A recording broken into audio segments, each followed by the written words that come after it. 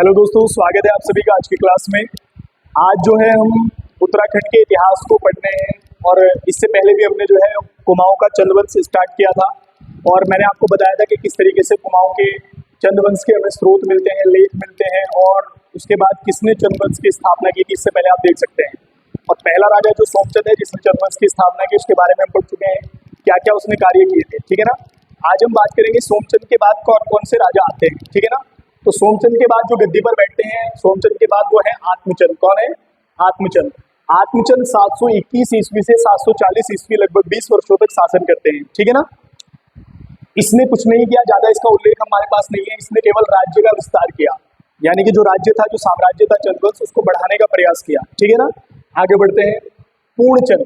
आत्मचंद के बाद गद्दी पर बैठे कौन? पूर्णचंद।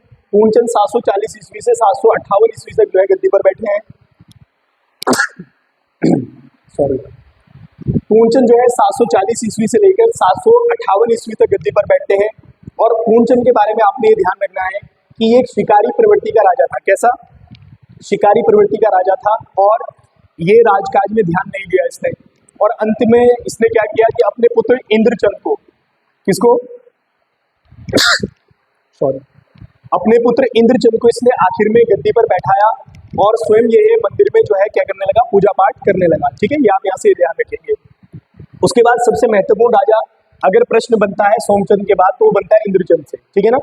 इंद्रचंद 758 से 778 ईस्वी तक जो है कुमाऊं की गद्दी पर बैठे और ये घमंडी राजा था जो स्वयं को इंद्र के समान समझता था, क्योंकि इसको जो है इसके पिता के रहते ही साम्राज्य मिल गया था, क्योंकि जो है इसको पूर्णचंद ने गद्दी पर बैठा दिया था, ठीक है।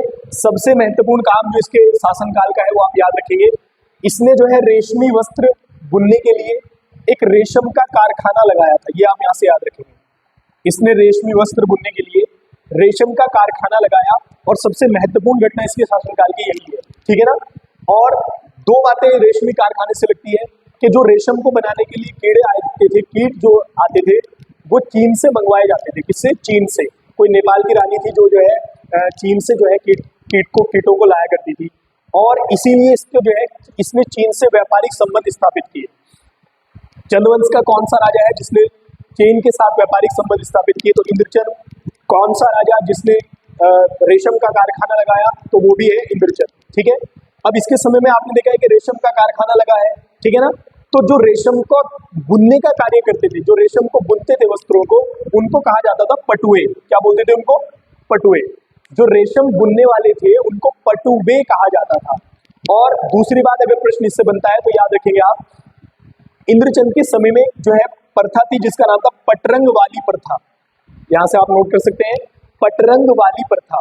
क्या होता था कि जब पटुए रेशम को रंगते थे तो वो कुमाऊं में एक झूठी खबर फैलाते थे, कुछ भी झूठी खबर फैलाते थे और वो ऐसा मानते थे कि इससे जो है जो रेशम का कलर है वो पक्का होगा, वस्त्रों का रंग पक्का होगा।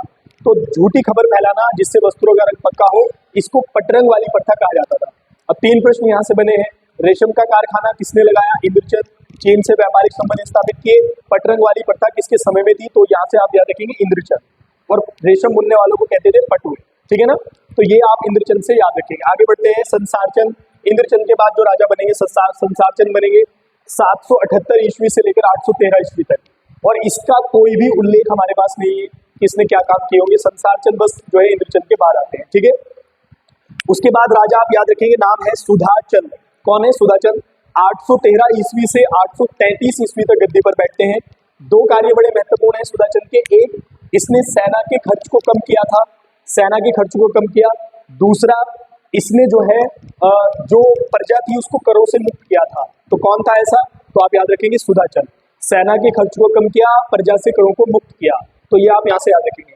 अगला राजा इसके बाद जो होगा उसके बारे में हम बात करेंगे, हरिचंद या हवीरचंद जिसके बारे में कहा जाता है। और उसके बाद जो भी आने वाले राजा हैं, वीणाचंद जो कुमाऊं का विलासी राजा है।